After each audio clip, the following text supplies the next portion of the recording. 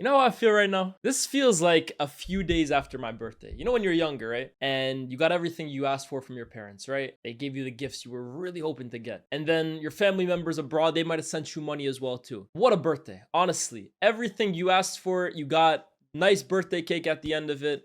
It's just a great day. And then a few days later, you get a call from your uncle saying, "Hey, I missed your birthday the other day, but don't worry. I got one more thing for you." And he gets you the best gift yet.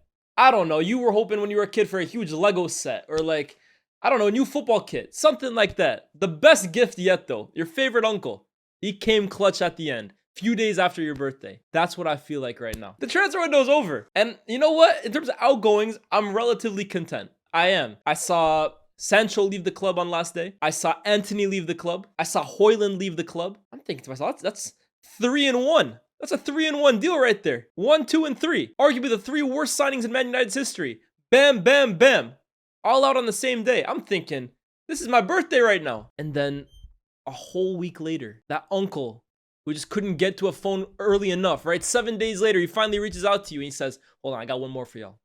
I got one more for you." Andre Onana has officially departed Man United on loan, but departed the club nonetheless to Trabzonspor. Thank you, Unc. Whoever Trabzonspor is my uncle today. Thank you, Unc. You came in clutch, man. I didn't see this coming. I thought all the outgoings, all the incomings, I thought the transfer window was over. And I was happy about it. But man, this one hits different. Andre Onana has departed the club. Now, where do I even start with this guy? Honestly, where do I even start with this guy? I said that Højlund, Sancho, and Anthony have an argument to be 1, 2, and 3 of the worst signings in Man United history. But if I'm also being fair, Onana definitely stakes a big claim for that as well too. In fact, I'll go one even further. In all my years of watching Man United, and admittedly, I missed the really bad days of goalkeeping, right? I started watching United in 06. So I didn't see Taibi.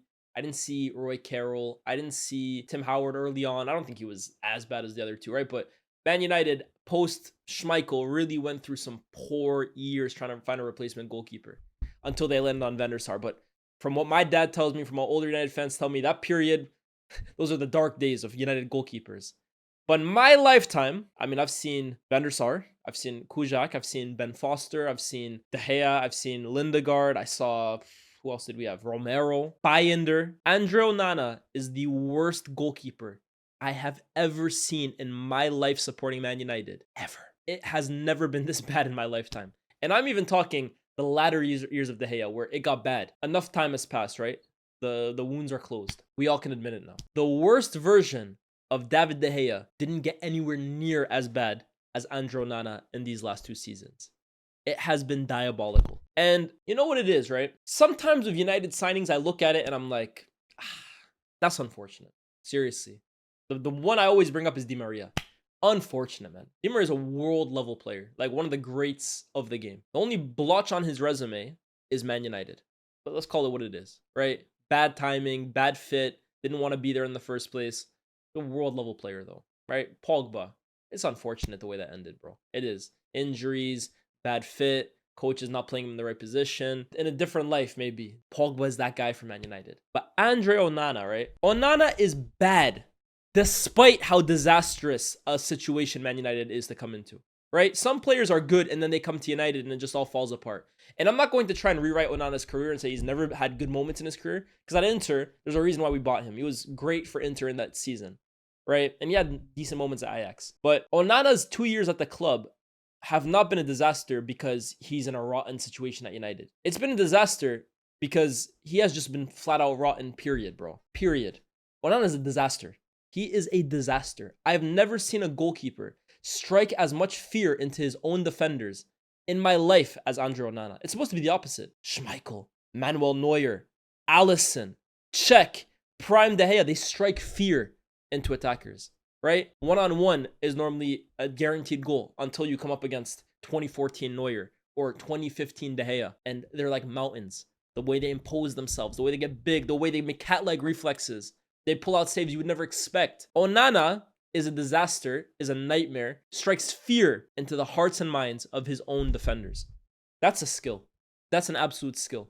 Seriously, I've never seen a defense feel as uncomfortable and as uncertain and as shaky as they do when Onana is behind them. Because the guy's the gift that keeps on giving. Seriously. One game, he might hit you with a terrible claim at a cross and he completely misses it and the opposition has an open goal. The next day, he might pass it directly from a goal kick into the feet of a striker for them to score. And then the day after that, hell, a shot might go straight at him and he still manages to dive the other way. And by the way, these are not hyperboles I'm saying here. These are not extreme examples. These are legitimate, actual things that happened in Onana's time at Man United. Onana conceded goals that you could not even like dream of. Seriously, even in FIFA, a game that we see sometimes, goalkeepers make ridiculous mistakes. Like some of the mistakes Onana makes or has made at Man United, you couldn't even make happen in a virtual game. They are scarcely believable. They defy physics. They defy logic. They're just Onana. And I mean, even the name makes sense, right? Onana. Onana. Like, I remember the City game in the final of the FA Cup, which we ended up winning, right? But he was playing a decent game. And then Doku shoots it from 30 yards out and still finds a way of creeping under his hands. And you're saying, Onana! Oh, nah.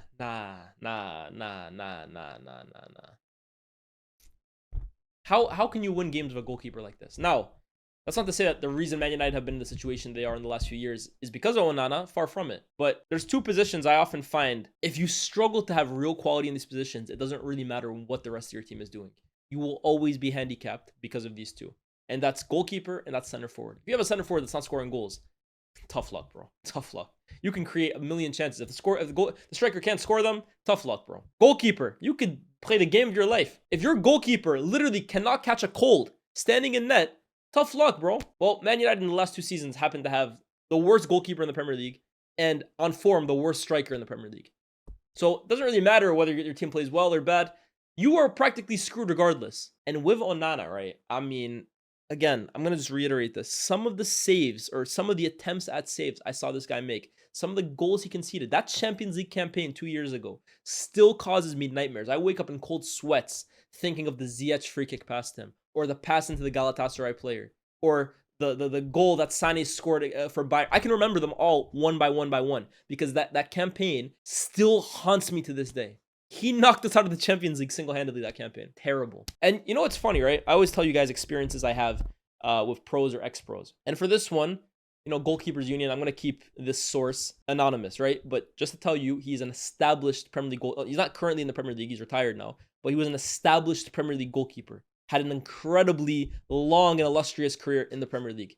I spoke to him this summer at The Zone, right? And he told me, I asked him, like, we were talking about Man United and we were talking about what we think is wrong, what we think is right. And I asked him about the goalkeeper. And by the way, I always find it funny, right? This one I can name, right? Because it's not the person I'm talking about. I also spoke to Shay Given a lot this summer. And I laughed at Shay Given because every time me and James Alcott after our show, we would watch theirs.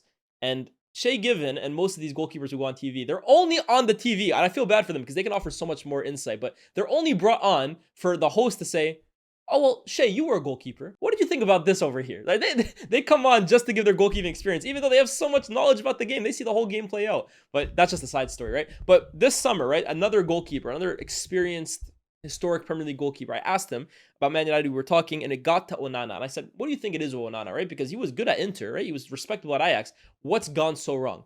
And he told me, look, mate, I'm not trying to even, like, BS you here. This isn't even exaggerate things.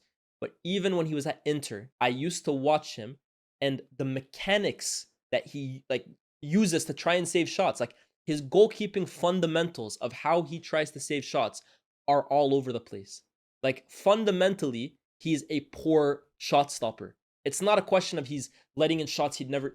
The way this guy told me, the way he even dives for shots, the way he even tries to catch the ball, it's like his mechanics are all off for what should be an established goalkeeper. So he said, it's not even just about form. Onana fundamentals are off for what you would expect from a top goalkeeper. He says, watch how Alisson saves shots. Look how Alisson even dives for shots. And then watch Onana, and it's night and day. When he said that, I was like, wow, this is a guy who has nothing to do with Man United. He's never played for United. There's no horse in this race, right? He's just looking goalkeeper to goalkeeper and seeing problems in this guy's game. And that's the problem with Onana, right? Like, he's just a super unorthodox goalkeeper. Super unorthodox, right? Even in terms of, like, the way he behaves. I'll never forget the clip for Cameroon where a guy had a free kick on his own team and he runs it's on the edge of the box, right? He runs from his own goal to the edge of the opposition box to say something in his ear, just to run back. And I'm thinking, what are you doing, bro? I'll never forget the Community Shield against City last year where he's telling Haaland, shoot here, shoot here, shoot here. Like, he's like leaving half the goal open.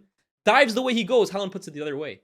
I'm just thinking to myself, Onana, like, is there a screw loose in your head or something like that? Like, this guy is insane. And it's not like a good insane. Like, we all know goalkeepers, they have a screw loose, right? You have to be a goalkeeper. They're all a little wonky, right? But with Onana, it's like, oh my God, this guy is borderline crazy at times. Like, some of the stuff he's doing is just berserk. You guys remember preseason 2 years ago, his first game for Man United, where something happened to Maguire, and he just runs out to Maguire and starts chase it like, ah!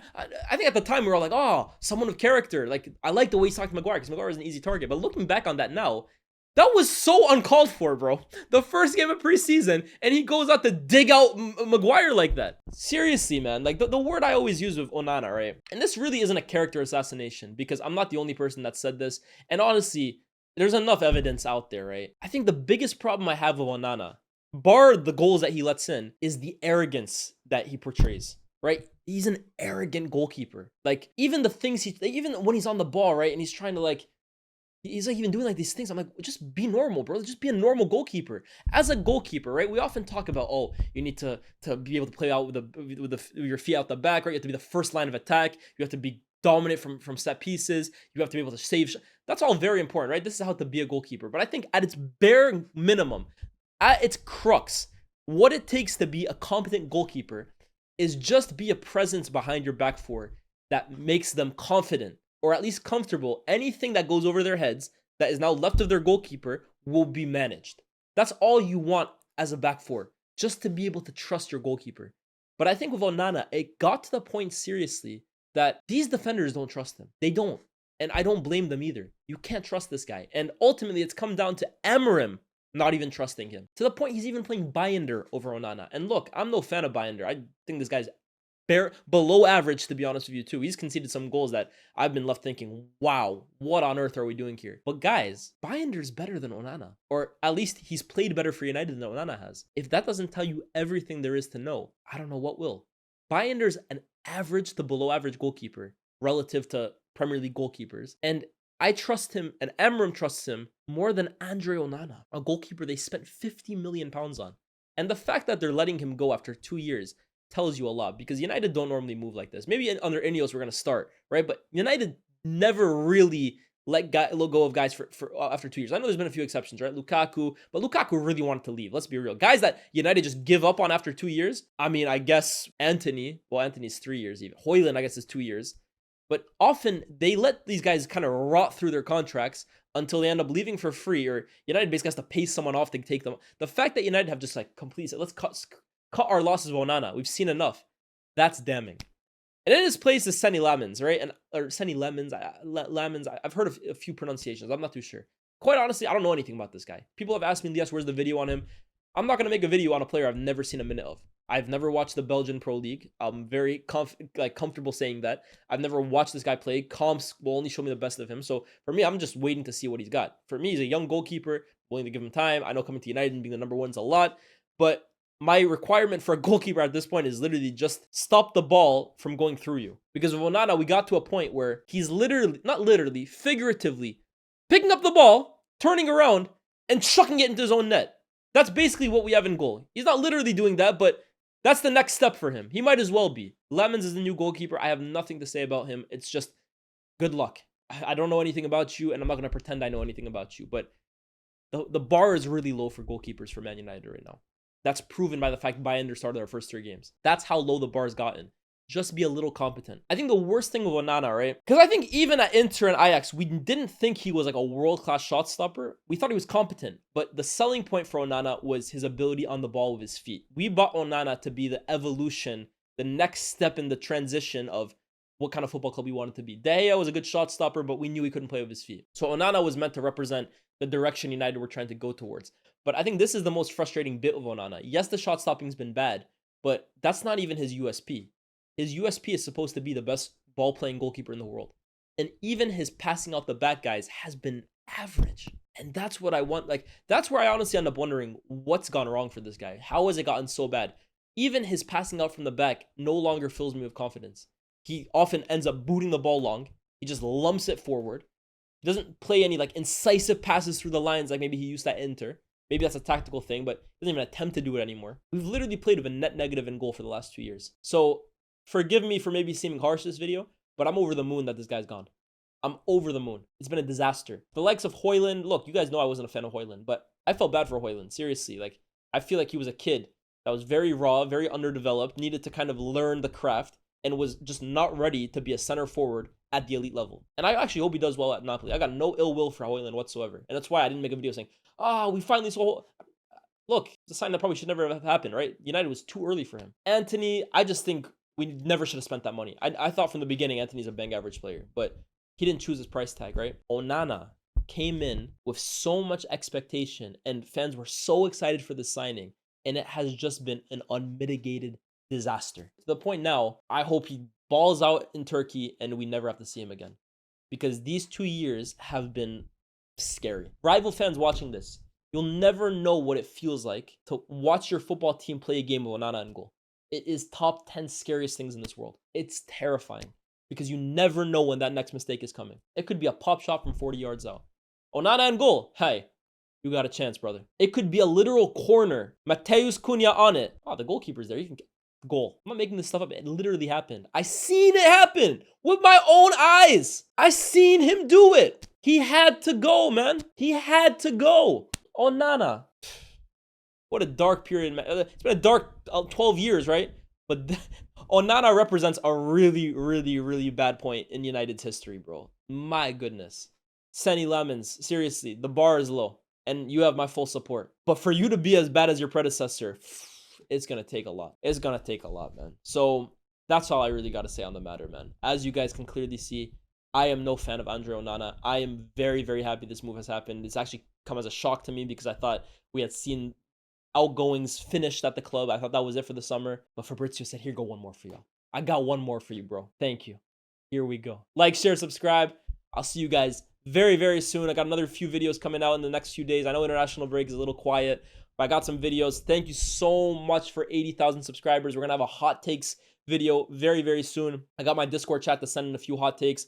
Put that out either tomorrow or the next day. And I got a tier list as well. Not a tier list, right? But we're going to kind of like rank all the Man United players in the squad this season, put them in ranks of importance. Like, where do they belong? What's their role in the team this year? What do we need from them? So keep an eye out for that. Keep an eye out for the channel. And we're 20K away from 100K, man. We're in the home stretch now. I can only do it with your guys' help. So like, share, subscribe, and I'll see you guys very, very soon. Peace.